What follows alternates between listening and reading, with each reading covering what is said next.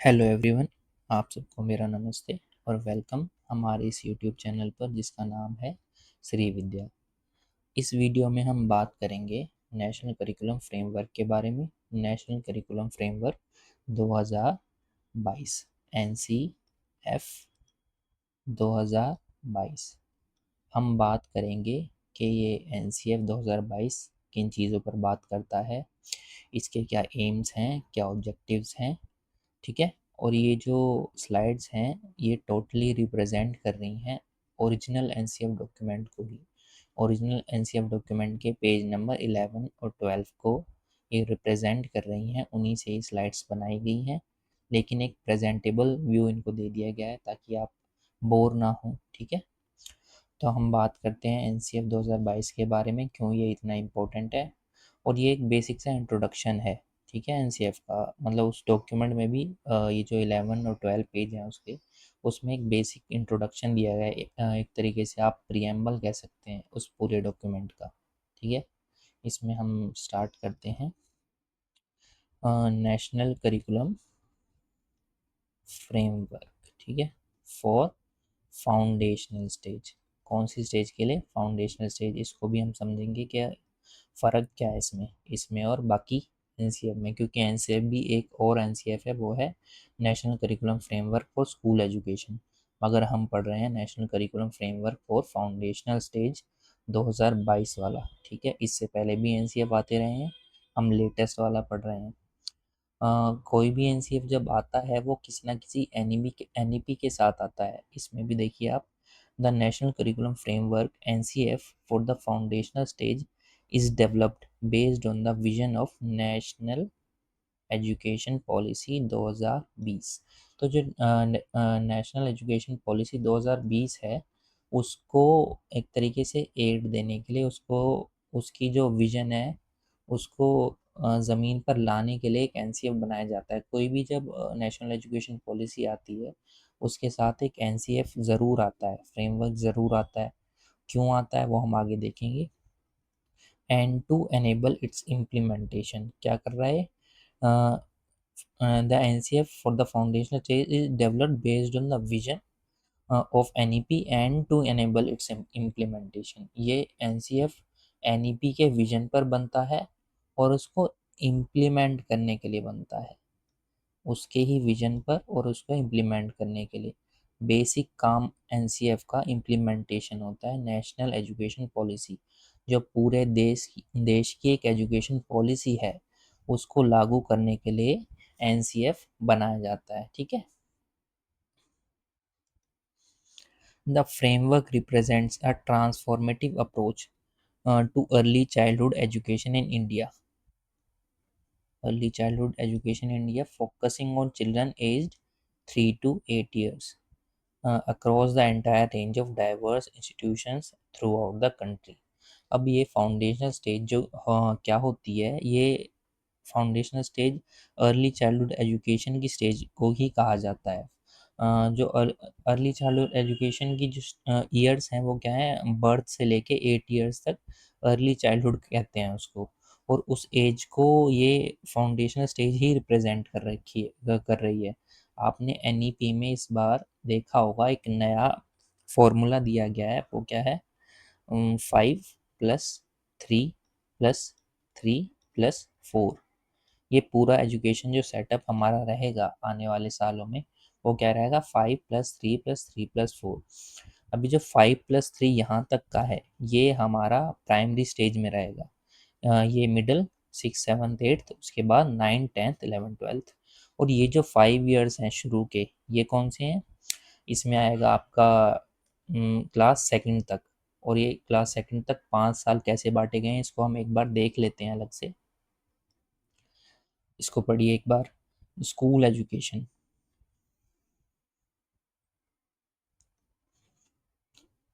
The policy envisages that the extend 10+2, जो पहले 10+2 structure होता था in school education, will be modified. उसको मॉडिफाई करा जाएगा, बदला जाएगा with the new pedagogical and curricular restructure करा जाएगा उसको किसमें? 5+3+3+4 covering ages 3 to 18 years as shown in the representative figure and elaborated in detail later under chapter 4। ये जो आप सामने आप पेज देख रहे हैं ये नेशनल एजुकेशन पॉलिसी से मैंने लिया है, ताकि आप वो वाला पॉइंट समझ पाएँ कि ये फाउंडेशनल स्टेज क्या है और हम इसको क्यों पढ़ रहे हैं इतना ज़्यादा। प्रीवियस एकेडमिक स्ट्रक्चर क्या था हमारा 10+2, आपने बहुत सुना होगा 10+2 10+2। और 10 ये 10 क्या है, जो पहले के 10th क्लास तक जो बच्चे पढ़ रहे हैं उसको 10 कहा गया, और +2 क्या है 11th और 12th। ये पहले 10 में क्या कौन कौन से बच्चे हैं, एजेस 6 to 16, मतलब 16 साल का बच्चा 10वीं पार करके निकल रहा था, और फिर 16 17 18 मतलब 17 18 का बच्चा 12th करके निकल रहा था। अब इसमें फ़र्क क्या आया है इसमें देखते हैं। हमारी 4 स्टेजेस बना दी गई हैं, फाउंडेशनल, प्रिपरेटरी, मिडल और सेकेंडरी। आपका जो as a primary teacher focus रहेगा वो इन 2 स्टेजेस पर रहेगा, फाउंडेशनल और प्रिपरेटरी। फाउंडेशनल स्टेज कौन सी है, फाउंडेशनल स्टेज है ये वाले 3 ईयर्स और ये वाले 2 ईयर्स, ठीक है। ये वाले 3 ईयर्स में कौन है, आंगनवाड़ी, प्री स्कूल, वाटिका, और इन 2 ईयर्स में क्लास 1 एंड सेकंड, ठीक है। अब फ़र्क क्या आया है, पहले क्या होता था, जो 5 साल का बच्चा था वो क्लास 1 में आता था, 6 साल का बच्चा क्लास सेकंड में, ऐसे ही 7 साल 8 साल 9 साल 10 साल का बच्चा 5वीं में आता था। मगर अब इसमें हल्का सा फ़र्क आ गया है, 6 साल का बच्चा आ रहा है क्लास 1 में, तो 11 साल का बच्चा आ रहा है क्लास 5 में। पहले 11 साल का बच्चा छठी में पहुंच जाता था, मगर यहाँ पे अब 1 साल इन 2 स्टेजेस में बढ़ा दी गई है, ठीक है। मैं जो 18 ईयर्स है वो यहीं पे सेम है, मगर इस तरफ 1 साल एज इस तरफ बढ़ा दी गई है। वो कहाँ पे बढ़ी है वो हम देख लेते हैं। आंगनवाड़ी, प्री स्कूल, वाटिका, यहाँ पर वो 1 साल बढ़ा है। पहले जो 5 साल का बच्चा फर्स्ट में आ रहा था वो 5 साल का नहीं आ रहा, वो 6 साल का आ रहा है। 1 साल उसने इधर यहाँ पर गुजारा है, 1 साल यहाँ पे एक्स्ट्रा उसने स्कूल एजुकेशन ली है। शुरुआत उसकी 3 साल से ही हुई है और एंड 18 ईयर्स में ही हुआ है, मगर रीस्ट्रक्चर कर दिया गया है थोड़ा इसको। कैसे रीस्ट्रक्चर करा गया है वो देखते हैं। ये एक लेटेस्ट सर्कुलर है, किसका सर्कुलर है, government of national capital territory Delhi, directorate of education.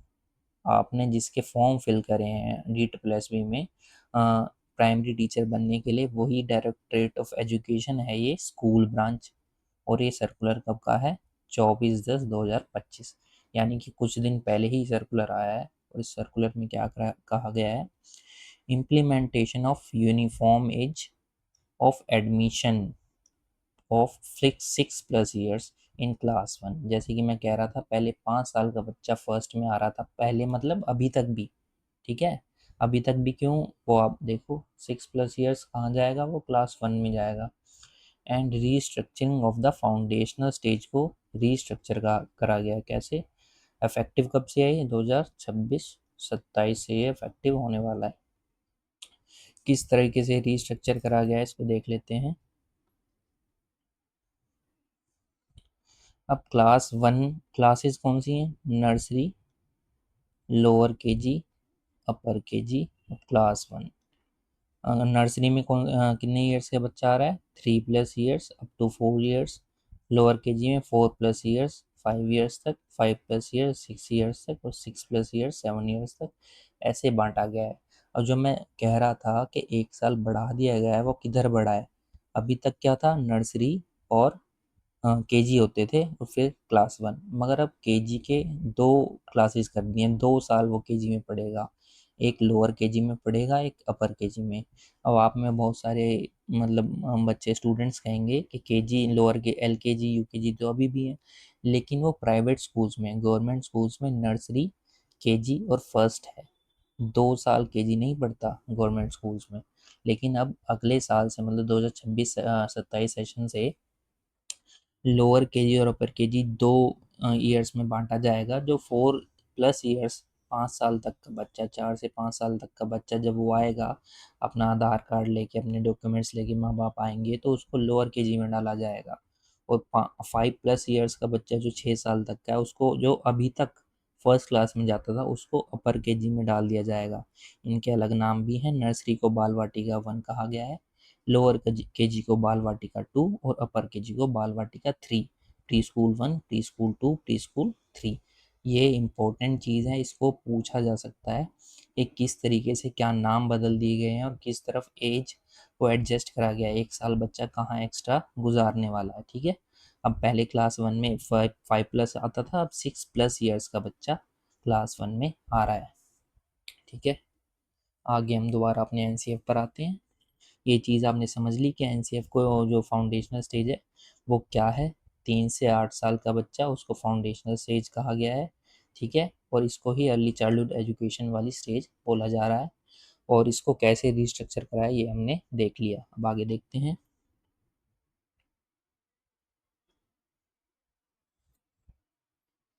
Understanding curriculum a holistic approach. Holistic approach कौन सी अप्रोच होती है? जिसमें सब कुछ इंक्लूडेड है। होलिस्टिक अप्रोच मतलब जिसमें कुछ चीज़ें छोड़ी नहीं जाती, पूरा ओवरऑल सब चीज़ों को लेकर चला जाता है। एक बार हम करिकुलम को समझ लें कि करिकुलम एग्जैक्टली होता क्या है। ठीक है, curriculum refers to the entirety of the organized experience of students in any institutional setting towards educational aims and objectives. It encompasses far more than just textbooks and lesson plans. आपको समझना होगा कि curriculum का मतलब direct syllabus या text books नहीं होती। हमारा एक स्टीरियोटाइप बन चुका है कि करिकुलम मतलब पढ़ाई लिखाई, क्लासेस, एग्ज़ाम्स, मगर करिकुलम इसके बियॉन्ड है। करिकुलम एक बहुत बड़ा कॉन्सेप्ट है। ये सिर्फ किताबों तक या क्लासरूम्स तक ही सीमित नहीं है। एक स्कूल यानी एक जो इंस्टीट्यूशनल सेटिंग जो ये बोला जा रहा है, स्कूल को या कॉलेज को बोला जा रहा है। अब इसके अंदर जो ऑर्गेनाइज एक्सपीरियंस हैं सारे के सारे, एंटायरिटी मतलब सारे के सारे, एंटायरिटी जितने भी ऑर्गेनाइज एक्सपीरियंस हैं उस बच्चे के, उस स्कूल में, उस इंस्टीट्यूशन में, किस चीज़ की तरफ, एजुकेशनल एम्स एंड ऑब्जेक्टिव की तरफ, जो भी ऑर्गेनाइज एक्सपीरियंस हैं उस बच्चे के, वो करिकुलम का पार्ट है। ठीक है, मैं आपको एक इसका एग्जांपल दे देता हूँ। समझिए एक बच्चा सुबह सुबह स्कूल आता है, उसका झगड़ा हो जाता है अपने किसी फ्रेंड से या किसी क्लासमेट से। तो वो स्कूल के अंदर हुआ झगड़ा। ठीक है, स्कूल के अंदर आया, अब झगड़ा हो गया, उसको चोट लग गई, दोनों बच्चों को चोट लग गई। ये चीज़ आप सोच रहे होंगे ये करिकुलम का पार्ट है कि नहीं? ये करिकुलम का पार्ट नहीं है। करिकुलम का पार्ट क्या है? जब वहाँ पे टीचर आता है, टीचर उसकी सेफ्टी इंश्योर करता है, उसको फर्स्ट एड देता है, उन बच्चों की झगड़ा सुलझाता है और उनमें फ्रेंडशिप दोबारा कराता है, उनको क्लासरूम में ले जाता है, उनकी काउंसलिंग करता है कि आगे से ऐसा ना हो। ये चीज़ करिकुलम का पार्ट है। अब ये चीज़ कोई टेक्स्ट बुक से रिलेटेड नहीं थी, किताब से रिलेटेड नहीं थी, मगर बच्चे की सेफ्टी इंश्योर कर रही थी, बच्चे की सोशलाइजेशन को इंश्योर कर रही थी कि उसके जो सोशल रिलेशंस हैं अपने क्लासमेट्स के साथ वो सुधरें, दोबारा झगड़ा ना हो। तो ये करिकुलम का पार्ट है। ये छोटी छोटी चीज़ें हैं, इनको हमें समझना पड़ेगा। अब कोर एलिमेंट्स क्या हैं इसके? गोल्स एंड ऑब्जेक्टिव्स हैं, सिलेबी एंड कंटेंट। सिलेबी क्या होता है? सिलेबस का प्लूरल होता है। ठीक है, पेडागोजिकल प्रैक्टिस मतलब किस तरीके से कंटेंट को डिलीवर करा जाता है। असेसमेंट मेथड्स मतलब जो डिलीवर कर दिया उसको असेस कैसे करेंगे कि बच्चे तक वो पहुंचा कि नहीं, वो वाले मेथड्स। टीचिंग लर्निंग मटेरियल्स यानी TLM, school and classroom practices, जैसे कि स्कूल और क्लासरूम में क्या क्या प्रैक्टिस हैं, स्कूल का कल्चर क्या है, कल्चर यानी असेंबलीज, फंक्शंस और दुनिया भर की जो चीज़ें स्कूल में चलती रहती हैं, किस चीज़ के towards educational AIIMS and objectives के लिए। ठीक है, वो सब स्कूल का कल्चर होता है, वो सब learning environment and institutional culture. ठीक है, अब ये जो मैंने आपको बताया ना, टीचर ने उसका फर्स्ट एड दिया, उसकी सेफ्टी इंश्योर करी, ये लर्निंग एनवायरनमेंट का पार्ट है। आपने बहुत बार आपने सुना होगा कि क्लासरूम जो हैं वो वेल लिट होने चाहिए, उनमें प्रॉपर रोशनी होनी चाहिए, उनमें प्रॉपर वेंटिलेशन होना चाहिए, है ना। 2 एग्जिट, मतलब एक एंट्री एक एग्जिट होनी चाहिए, 2 गेट्स होने चाहिए। ठीक है, कोई भी ऐसी चीज़ नहीं होनी चाहिए जहाँ पे वो बच्चा खुद को हार्म कर पाए।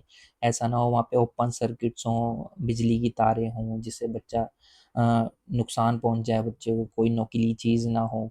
ये सब लर्निंग एनवायरनमेंट का पार्ट है, बच्चे की सेफ्टी इंश्योर करता है और यही करिकुलम है। ठीक है, सिलेबस करिकुलम का पार्ट है, करिकुलम सिलेबस से बड़ी चीज़ है। टेक्स्ट बुक ये जो सब लेसन प्लान ये सब करिकुलम का पार्ट है। करिकुलम बहुत ब्रॉड कॉन्सेप्ट है। सपोर्टिंग फैक्टर्स क्या हैं करिकुलम के? There are other matters that directly affect a curriculum and its practice और are integrally related while set not being within the curriculum itself. कुछ चीज़ें ऐसी हैं जो करिकुलम में हैं तो नहीं, मगर उसको अफेक्ट करती हैं। ठीक है, इंटीग्रल पार्ट बन जाती हैं इस तरीके से उनका। क्या क्या चीज़ें हैं वो? Teachers and their capacities. अब एनसीएफ में तो नहीं लिखा गया कि टीचर की क्या कैपेसिटी होनी चाहिए, मतलब एक ब्रॉड कॉन्सेप्ट दे देते हैं कि टीचर को ये वाली चीज़ ये डिग्री होनी चाहिए और ये सब उसको एग्ज़ाम पास करना है और ये सब चीज़ें चाहिए, मगर एक्चुअल में टीचर की जो कैपेसिटी डेवलप होनी चाहिए वो इंटीग्रल पार्ट बाद में बन जाती है। लगातार टीचर की ट्रेनिंग इन सर्विस, ट्रेनिंग जो आपने डाइट करी होगी, किसने कराई? एससीईआरटी ने, डिफरेंट स्टेट्स की एससीईआरटी डीएलएड कराती है। वही एससीईआरटी बाद में इन सर्विस टीचर्स को ट्रेनिंग देती है। ठीक है, जॉब लगने के बाद प्री सर्विस ट्रेनिंग आपको मिली जब आपने डीएलएड करी, और इन सर्विस ट्रेनिंग उनको मिलेगी जो टीचर्स बन चुके हैं। ठीक है, तो क्या कैपेसिटी डेवलपमेंट रेगुलर होता रहता है टीचर्स का। उसके बाद involvement of parents and communities, community और पेरेंट्स का इन्वॉल्वमेंट भी करिकुलम का ही पार्ट बन जाता है। उनका कैसा अप्रोच है स्कूल्स के लिए, टीचर्स के लिए। ठीक है, कम्युनिटी का और पेरेंट्स का। आगे देखिए, issues to access to institutions, issues of access to institution, institution यानी स्कूल्स। उसका इशू एक्सेस का, कि वो कितना पास है, कितना दूर है, कैसे है। Resources available, administrative and support structures, ये सारे डायरेक्टली करिकुलम में नहीं है मगर उसका इंटीग्रल पार्ट बन चुके हैं। ठीक है, उसका हिस्सा बन चुके हैं जो उसको डायरेक्टली इनडायरेक्टली अफेक्ट करते हैं। आगे हम देख लेते हैं। अब the curriculum framework, unity in diversity. ठीक है, इसको देखते हैं। यूनिटी एंड डाइवर्सिटी ये एक इंडिया का बहुत बेहतरीन हिस्सा है, मैं कहूँगा। हर बार इसको उठाया जाता है, इस चीज़ को, यूनिटी को, डाइवर्सिटी को। डाइवर्सिटी तो आप समझते ही हैं कि हर स्टेट अलग है, हर स्टेट की लैंग्वेज अलग है, हर स्टेट की कल्चर अलग है, और अगर अलग अलग अलग स्टेट्स के कल्चर हैं उसको यूनिफाई, उनको यूनिटी देने के लिए भी बात की जाती है। आगे देखते हैं।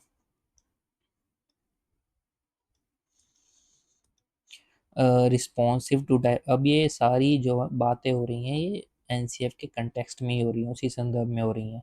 रिस्पॉन्सिव टू डाइवर्सिटी, जब करिकुला यानी करिकुलम का plural, curricula across our country must be informed by and be fully responsive to the glorious unity and diversity in India. क्या कहा जा रहा है? जितने भी करिकुलम इंडिया में हैं, चाहे वो हर स्टेट का अलग अलग हो, वो सब इन्फॉर्म्ड बाय होने चाहिए और फुली रिस्पॉन्सिव होने चाहिए। किसको लेके? Unity and diversity of India.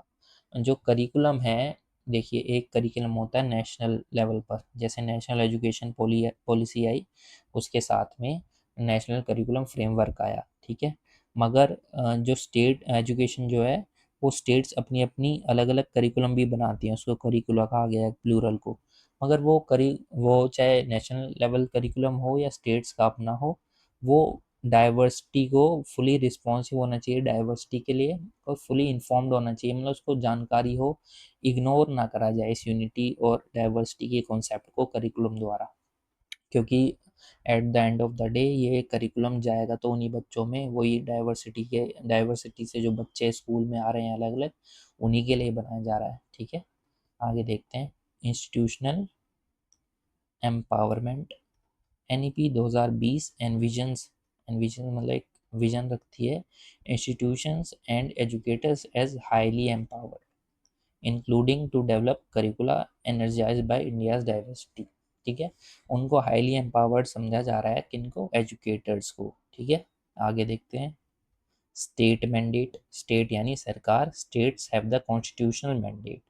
Constitutional mandate का मतलब है कॉन्स्टिट्यूशनल एक जिम्मेदारी है हर स्टेट की यानी हर सरकार की, ठीक है।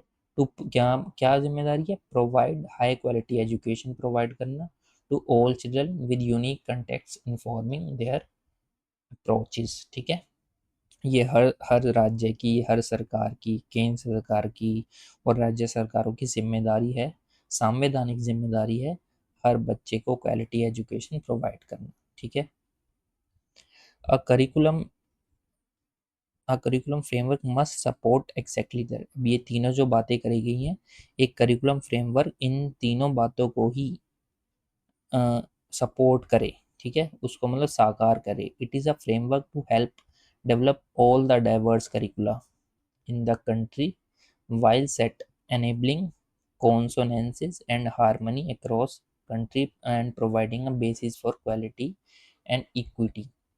अब हुआ क्या है, इन्होंने बोला है ये जो करिकुलम है वो फ्रेमवर्क एक प्रोवाइड करे, एक ढांचा प्रोवाइड करे अलग अलग स्टेट के करिकुलम बनाने के लिए, और साथ के साथ एक हारमनी और कॉन्सोनेंस होता है, एक सामंजस्य अक्रॉस द कंट्री, मतलब हर स्टेट अपना करिकुलम बना पाए ऐसा फ्रेमवर्क नेशनल करिकुलम दे उनको, कि ताकि वो अपना अपना करिकुलम बना पाए और एक हारमनी भी बनी रहे साथ के साथ, सबका अलग हो मगर एक यूनिटी हो। मतलब एक ब्रॉडर फ्रेमवर्क, ये जो नेशनल करिकुलम फ्रेमवर्क आप पढ़ रहे हैं, ये उनको एक ऐसा ढांचा दे दे कि वो अपना करिकुलम बना पाएँ और पूरी कंट्री में जो एजुकेशन है वो एक तरफ भी जाए और सबका कल्चर भी एनरिच रहे, मतलब उनकी यूनिटी भी बनी रहे और डाइवर्सिटी भी रहे साथ के साथ। ऐसा एक ढांचा इस नेशनल करिकुलम फ्रेमवर्क को देना है और ये देता है।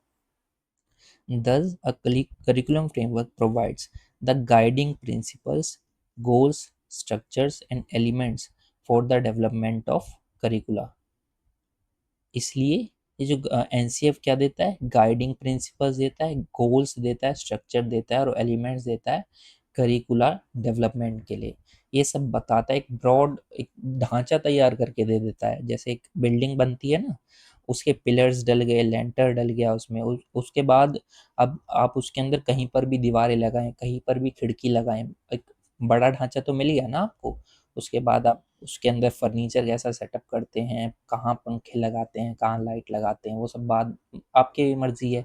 मगर जो ब्रॉड ढांचा मिला वो पिलर से, वो कंक्रीट की लेंटर से मिला, यही एनसीएफ करता है, एक बड़ा ढांचा दे देता है कि इस ढांचे के बाहर नहीं जाना, इसके अंदर आप पूरा, आपको फ्रीडम है अपना अलग अपनी तरीके से अपने कल्चर को इसमें डाल देना और अपनी मतलब स्टेट को अलग पहचान देना। इन्फॉर्म बाय विच स्लेबी यानी अलग अलग स्टेट्स का syllabus, teaching learning materials including play materials, work books, text books and assessment methods will be developed by the relevant functionaries including teachers in states boards and schools, ठीक है। अब इन इसी base पर अलग अलग टीचिंग लर्निंग मटेरियल्स बनेंगे, text books बनेंगी, assessment methods बनेंगे, हर स्टेट के अलग अलग, हर टीचर के अलग अलग, हर स्कूल के लिए अलग अलग। ब्रॉड कॉन्सेप्ट एनसीएफ के द्वारा दे दिया जाएगा। आगे चलते हैं। Objectives of the NCF. Over reaching objectives क्या हैं इसके? चेंजिंग प्रैक्टिसेस और holistic transformation. The overreaching objective of this NCF is to help in positively transforming the school education system। क्या करना चाहता है? पॉजिटिवली ट्रांसफॉर्म करना चाहता है स्कूल एजुकेशन सिस्टम को of India as envision in the NEP. जैसे मैंने आपको पहले ही बोला, एनईपी को साकार करने के लिए एनसीएफ बनता है, उसी के विजन को लाना चाहता है। पॉजिटिवली ट्रांसफॉर्म करने का जो विजन है एनईपी का, उसको ये उसका ये मेन ऑब्जेक्टिव है एनसीएफ का। Through corresponding positive changes in the curriculum including pedagogy. किसके थ्रू? पॉजिटिव चेंज पेडागोजी में, ठीक है।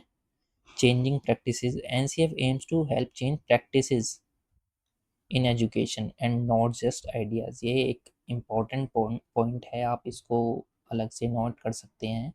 ये एज इट इज़ क्वेश्चन में आ सकता है कि एनसीएफ जो है वो प्रैक्टिसेस यानी जो ग्राउंड लेवल पे काम हो रहा है उसको बदलना चाहता है। ऐसा नहीं कि सिर्फ बातें, आइडियाज़ यानी बातें बदल जाए। ऐसा नहीं कि एक नया करिकुलम आया, हमने नई तरीके से बातें करनी शुरू कर दी, नई चीज़ों के बारे में बातें करने लग गए, उन पे डिस्कशन कर लिया और एक्चुअली में कुछ नहीं बदला।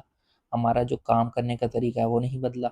लेकिन ये एनसीएफ चाहता है कि हमारा काम करने का तरीका यानी कि हमारी प्रैक्टिसेस बदलें, ना कि सिर्फ आइडियाज़ बदलें।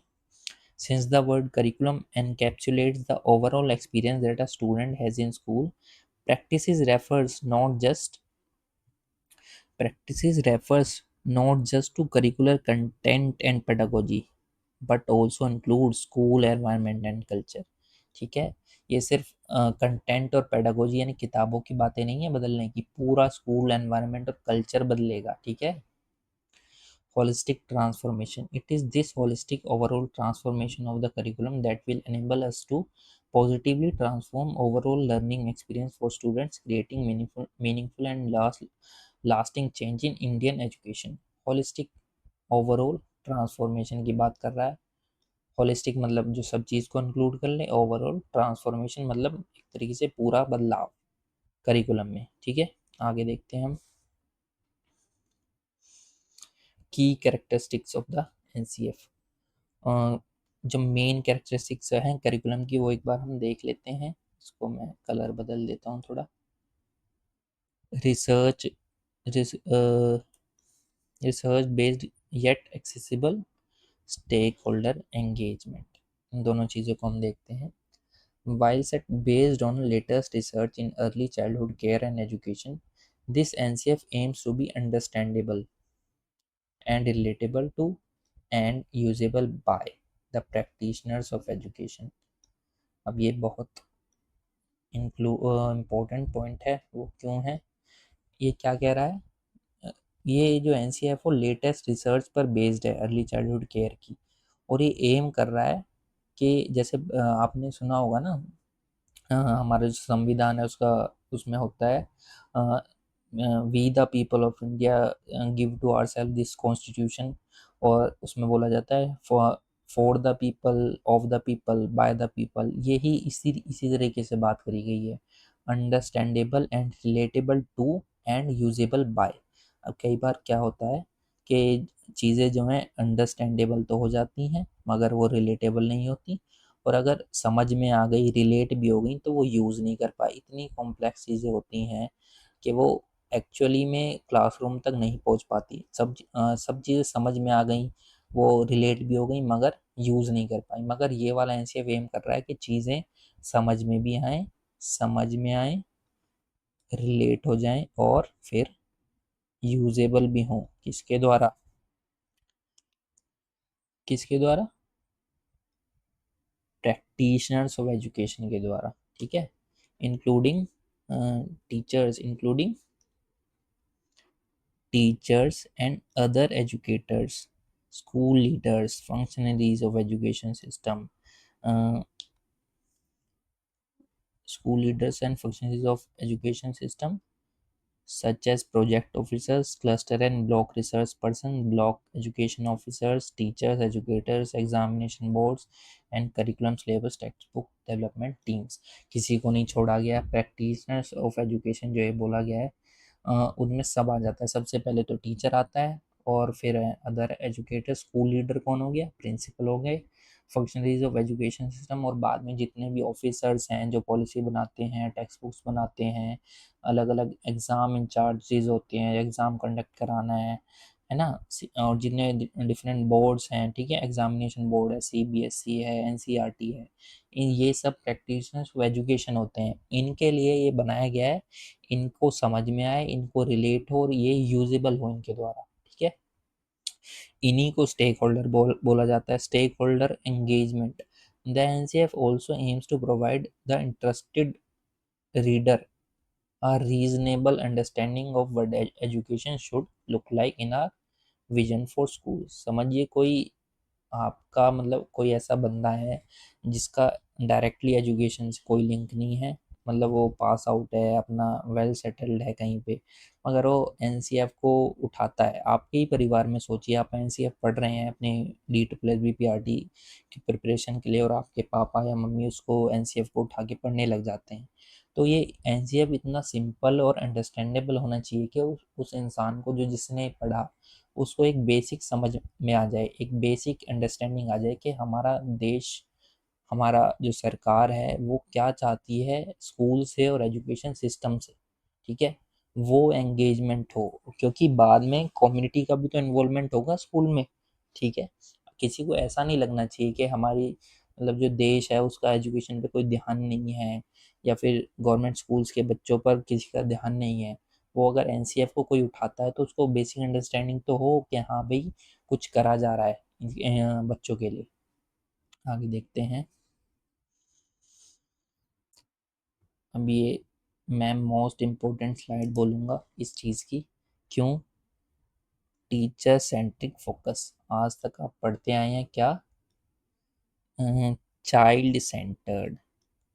सारी चीज़ें क्या थी? Child centred. मगर इस वाले एनसीएफ में सीधा सीधा बोला गया है क्या? Teacher centric focus. ये जो टीचर है ना, इनके ऊपर फोकस करा जा रहा है, आपके ऊपर फोकस करने की बात करी गई है। क्यों? The NCF is designed with the teacher as a primary focus. The reason, क्या रीज़न है इसका? Teacher is at the heart of practice of education. Teacher फौजी की तरह है जो पूरे देश को रिप्रेजेंट कर रहा है जब दुश्मन से लड़ने की बात आ रही है। टीचर एक फुट सोल्जर है। जितनी भी एजुकेशन की पॉलिसी आ रही हैं, उसको इम्प्लीमेंट कौन कर रहा है ग्राउंड लेवल पर? टीचर ही तो कर रहा है। ऑफिस में बैठ के पॉलिसी तो बन जाती है, उसको इम्प्लीमेंट कौन करेगा? बच्चों तक जाएगा कौन? बच्चे किसको जानते हैं? बच्चे एजुकेशन मिनिस्टर को नहीं जानते, बच्चे डायरेक्टर्स को, अधिकारियों को नहीं जानते, बच्चे जानते हैं अपनी टीचर को। ठीक है, वो पढ़ाता है उनको, वो पढ़ाती है उनको, वो है उसके सर मैडम। ठीक है, बच्चा उनको जानता है और वो ही बच्चे को पढ़ाएंगे, बच्चे को समझता वो है टीचर। तो इस बार टीचर को इतना सम्मान दिया गया है इस एनसीएफ में, उसको टीचर सेंट्रिक फोकस बोला गया है। टीचर को अ, बोला गया है heart of the practice of education. Heart में है एकदम, कोर में। Teacher who is ultimately the torch bearer of the changes as we seek. जो चेंजेस हम सीख कर रहे हैं, चाह रहे हैं, उसका टॉर्च बियरर, यानी टॉर्च बियरर कौन होता है? जो सबसे आगे चलता है मशाल लेके। टॉर्च बियरर है हमारा टीचर। ठीक है, और ये क्वेश्चन एज इट इज आ सकता है कि एनसीएफ का फोकस किसके ऊपर है? तो आप में से ज़्यादातर लोग, ज़्यादातर बच्चे, स्टूडेंट्स चाइल्ड पर लगाते, मगर ऐसा नहीं है। Teacher is the heart of the practice of education. इस बार टीचर पर ज़्यादा फोकस करा गया है। पढ़ाना चाहते हैं बच्चों को, मगर एनसीएफ कह रहा है कि टीचर ही तो प्रैक्टिस ऑफ एजुकेशन के हार्ट में है, वही तो अल्टीमेटली पॉलिसी को ज़मीन पर उतारेगा। As such, it is the perspective of the teacher that must be carried by all, including syllabus and content developers, textbook writers, administrators and others. अब इसमें कहा गया है टीचर्स के पर्सपेक्टिव को समझना होगा। किसको? इन सब को। ये जो सिलेबस बना रहे हैं, टेक्स्ट बुक बना रहे हैं, एडमिनिस्ट्रेशन में यानी अधिकारी हैं, इन सबको टीचर का पर्सपेक्टिव नज़र में रखना चाहिए। ठीक है, design principles, practical and aspirational. ये लास्ट स्लाइड है हमारी, इसको एक बार देख लेते हैं। Design principle, practical and aspirational. क्या डिज़ाइन है एनसीएफ का? Readability and accessibility, detail illustrations, contextual and aspirational. The NCF adopts a presentation style and structure that enables readability. एक ऐसे स्टाइल में इसको बनाया गया है जो रीडेबिलिटी को अच्छा बनाता है, accessibility and relevance to teacher. While said it aims to articulate the underlying philosophy and principles, it does not simply leave at the level of abstraction but also brings it to practice. ये जो education की philosophy है जितनी भी, उसको abstraction पर नहीं छोड़ा गया है, उसको प्रैक्टिस में लाने के लिए हर एक कोशिश करी गई है। इसको इतना सिंपल, रीडेबल और एक्सेसिबल बनाया गया है। ठीक है, रेलिवेंस है उसको टीचर के लिए। ठीक है, आगे देखते हैं। डिटेल इलस्ट्रेशन यानी examples to enable this and to communicate ideas with greater clarity. जो अपने आइडियाज़ हैं एनसीएफ के उसको ठीक तरीके से समझाने के लिए this NCF contains different level of detail and specificity at the level of practice with clear real life illustrations in a variety of context। जो इलस्ट्रेशंस हैं वो रियल लाइफ एग्जांपल्स जो हैं वो रियल लाइफ दिए गए हैं और कंटेक्स्ट में दिए गए हैं। कंटेक्स्ट मतलब संदर्भ। बच्चे के जो आम जीवन है उसमें से ही एग्जाम्पल उठाए गए हैं और संदर्भ में उठाए गए हैं ताकि चीज़ें ज़्यादा जल्दी से समझ आएँ। ठीक है, ऐसी चीज़ें इस एनसीएफ में करी गई हैं। द टीचर और curriculum developers are not bound by these illustrations. ये एक अलग इम्पोर्टेंट पॉइंट है कि जो टीचर हैं और जो करिकुलम डेवलपर्स हैं वो बाउंड नहीं है इन इलस्ट्रेशन से, बट क्या कर रहे हैं, level detail with the help to make the NCF graspable relatable and usable बनाने के लिए उनको इलस्ट्रेशंस दी गई हैं। This NCF also aims to account for reality of the current typical institutions and teachers, whilst at being entirely in harmony with the imagination of the best resourced institutions. Thus this NCF aims to be deeply rooted in the reality of our context, yet inspirational। अब क्या कह रहे हैं, जो NCF ने इस बार जो हमारी करंट रियलिटी है उसको नज़रअंदाज नहीं करा गया है। ठीक है, उसको प्रॉपर रिस्पेक्ट दी गई है और NCF is deeply rooted in reality में रूट है उसकी और कंटेक्स्ट में येट एस्पिरेशनल है वो। ये सब चीज़ें आज की सिचुएशन जानते हुए भी और रियलिटी को समझते हुए वो एनसीएफ जो एस्पायर कर रहा है फिर भी पॉजिटिव सोच रहा है इतनी सारी समस्याओं के बावजूद भी। The NCF is designed to transform education by being both practical for today's reality and aspirational for tomorrow's possibilities। आज की रियलिटी के लिए प्रैक्टिकल और फ्यूचर की पॉसिबिलिटीज़ के लिए एस्पिरेशनल है। वो आज को समझ रहा है और कल के लिए कोशिश कर रहा है बदलाव की। ठीक है, तो हमने ये आज एक बेसिक सा इंट्रोडक्शन कवर कर लिया है एनसीएफ का। आई होप आपको चीज़ें समझ आई हों। आपको कोई डाउट है तो आप कमेंट में लिख सकते हैं। आप अगर कुछ चाहते हैं कि कुछ चेंजेस लाए जाएँ पढ़ाने के स्टाइल में तो आप वो भी बता सकते हैं। ये हमारा इंट्रोडक्शन था, इसके बाद हम आगे अपने चैप्टर वाइज एनसीएफ को पढ़ेंगे। ठीक है, थैंक यू अपना टाइम देने के लिए और इसको मतलब समझने के लिए। और इसके जो इम्पोर्टेंट डॉक्यूमेंट्स हैं वो मैं डिस्क्रिप्शन में डाल दूँगा, आप वहाँ से डाउनलोड कर सकते हैं। ये स्लाइड्स का आप स्क्रीनशॉट लेके रख सकते हैं। ठीक है, ताकि बाद में आप रिवीजन के लिए इसको यूज़ कर पाएँ। Thank you so much.